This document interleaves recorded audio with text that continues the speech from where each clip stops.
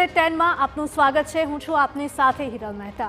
રાજ્યમાં આપણે જોઈ રહ્યા છે કે છેલ્લા ઘણા સમયથી અસામાજિક તત્વોના રહેણાંક વિસ્તારો ઉપર બુલડોઝર ફેરવવાની કાર્યવાહી ચાલી રહી છે। તેવામાં અમરેલીથી સમાચાર સામે આવી રહ્યા છે કે જ્યાં અસામાજિક તત્વો પર બુલડોઝર દ્વારા કાર્યવાહી કરાઈ રહી છે। બુલડોઝરની કાર્યવાહી પર ભાજપના નેતાએ જ સવાલો ઉઠાવ્યા છે। સોશિયલ મીડિયામાં પોસ્ટ મૂકીને સવાલો ઊભા કર્યા છે। અમરેલી ભાજપના સિનિયર આગેવાન ભરત કાનાબારે સવાલો ઊભા કર્યા। Bulldozer justice is no justice લખીને ઊભા કર્યા છે સવાલો। એક વ્યક્તિ ગુનેગાર હોય તો તેની સજા આખા પરિવારને આપવી કેવી રીતે તે વ્યાજબી છે તેવો સવાલ કર્યો છે। મકાન દૂર કરવા માટે નિયમ અનુસાર પ્રક્રિયા કરવી જોઈએ તેવો પણ પોસ્ટમાં ઉલ્લેખ કર્યો છે।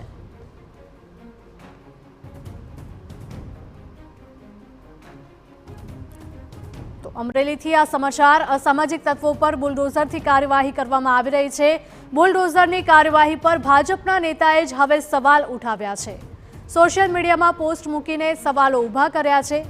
અમરેલી ભાજપના સિનિયર આગેવાન ભરત કાનાબારે સવાલો ઊભા કર્યા છે। Bulldozer justice is no justice લખીને તેમણે સવાલો ઊભા કર્યા છે। એક વ્યક્તિ ગુનેગાર હોય તો તેની સજા આખા પરિવારને આપવી કેવી રીતે વ્યાજબી છે તેવો સવાલ કર્યો હતો। મકાન દૂર કરવા માટે નિયમ અનુસાર પ્રક્રિયા કરવી જોઈએ તેવી પણ પોસ્ટમાં તેમણે ઉલ્લેખ કર્યો છે।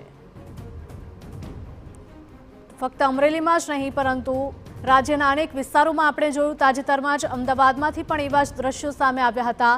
જાહેરમાં મારામારી, તોડફોડ અને લોકો પર હુમલો કરનારા અસામાજિક તત્વોના મકાન પર તંત્ર દ્વારા બુલડોઝર ફેરવીને કાર્યવાહી કરવામાં આવી હતી।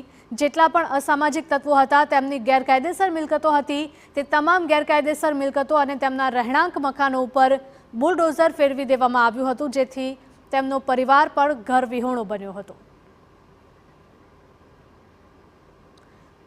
તો ભાજપના નેતા આપણી સાથે જોડાઈ ગયા છે ભરતભાઈ કાનાબાર। ભરતભાઈ, TV9 માં આપનું સ્વાગત છે।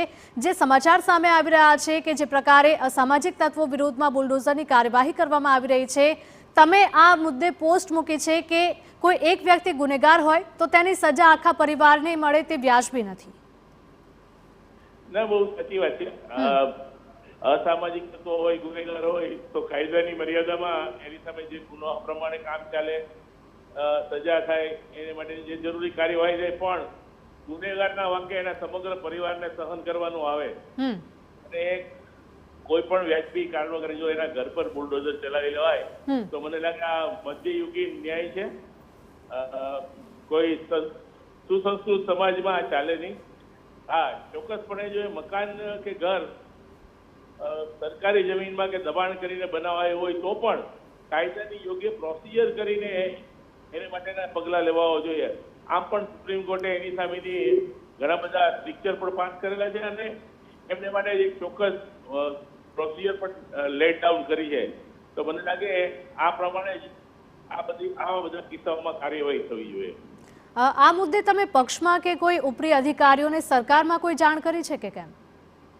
ના, કેમ કે આ ઘટના મને નથી લાગતું કોઈ સરકારનો કોઈ લેવાયેલો નિર્ણય હોય। દરેક જગ્યાએ સ્થાનિક તંત્ર કદાચ પોતાની બુદ્ધિ વિવેક બુદ્ધિ પ્રમાણે કામ કરી રહ્યું છે।